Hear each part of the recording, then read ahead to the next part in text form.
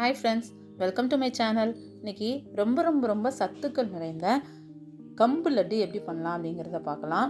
அதுக்கு முன்னாடி நம்ம சேனலை சப்ஸ்கிரைப் பண்ணாமல் பார்த்துட்ருக்க ஃப்ரெண்ட்ஸ்லாம் மறக்காமல் சப்ஸ்கிரைப் பண்ணிக்கோங்க.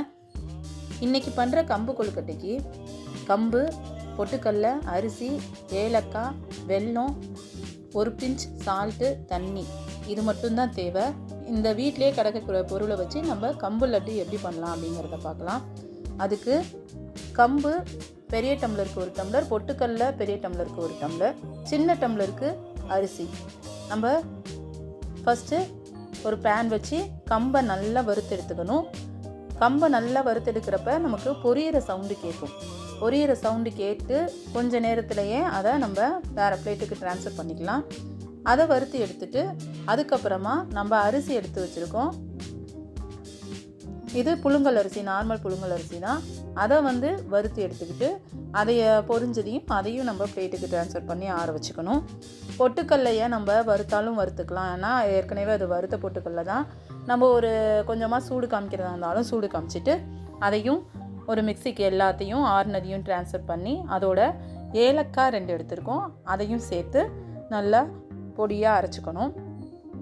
வெல்லம் அந்த டம்ளருக்கு 1 டம்ளர் எடுத்துக்கணும். இப்போ மிக்சிக்கு அதெல்லாம் ட்ரான்ஸ்ஃபர் பண்ணி நம்ம பவுட்ரு பண்ணி எடுத்துக்கலாம்.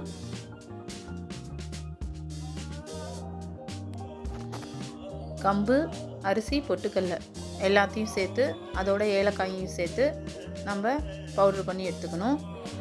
இந்த மாதிரி அரிசியும் பொட்டுக்கல்லையும் சேர்க்குறப்ப கம்போட வாசம் தெரியாது. கம்போட வாசம் நிறைய பேத்துக்கு பிடிக்கிறதில்ல. ஸோ அதனால் நாங்கள் பச்சரிசியும் பொட்டுக்கல்லையும் சேர்த்துருக்கேன். இது ரொம்ப வாசமாக இருக்கும்.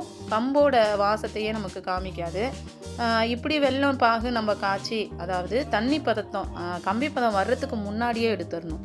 எடுத்து இதோட சேர்த்து நம்ம செய்கிறப்ப ரொம்ப கொலன்னு இல்லாமல் நல்லா சாஃப்டாக இருக்கும். சொதன்னு இருக்காது. நம்ம நார்மலாக உருண்டை சாப்பிட்டா என்ன டேஸ்ட் இருக்குமோ அதே மாதிரி தான் இருக்கும். இப்போ இந்த வெள்ளை பாகில் 1 பிஞ்சு உப்பு சேர்த்து நல்லா பொங்கி வர்ற மாதிரி பார்த்துட்டு நம்மளுக்கு கம்பி பதம் வர்றதுக்கு முன்னாடியே நம்ம இதை எடுத்து நம்ம அரைச்சி வச்சுருக்கிற மாவில் சேர்த்து லைட் சூடாக இருக்கிறப்பே நம்ம உருண்டைகளை பிடிச்சி எடுத்துக்கணும். கண்டிப்பாக இந்த மாதிரி மெத்தடில் எல்லாருமே ட்ரை பண்ணி பாருங்கள். ரொம்ப டேஸ்ட்டாக இருக்கும். பிள்ளைங்க எல்லாருமே விரும்பி சாப்பிடுவாங்க. ஏன்னா கம்பு நிறையா பிள்ளைங்க சாப்பிட்றதில்ல இந்த வாசத்தினால. ஆனால் இதில் அரிசி, பொட்டுக்கடலை சேர்த்துருக்கிறதுனால வாசம் தெரியவே தெரியாது. நல்லாயிருக்கும். எல்லாருமே விரும்பி சாப்பிடுவாங்க.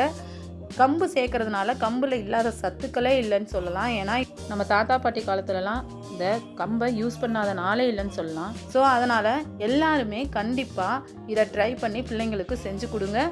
இது ரொம்ப ஹெல்தியானது.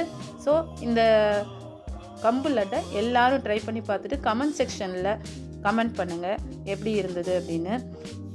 இந்த வீடியோ பிடிச்சிருந்தா லைக் பண்ணி கமெண்ட் பண்ணுங்கள், ஷேர் பண்ணுங்கள், மறக்காமல் சப்ஸ்கிரைப் பண்ணிக்கோங்க. வேறு ஒரு நல்ல வீடியோவில் உங்களெல்லாம் மீட் பண்ணுறேன்.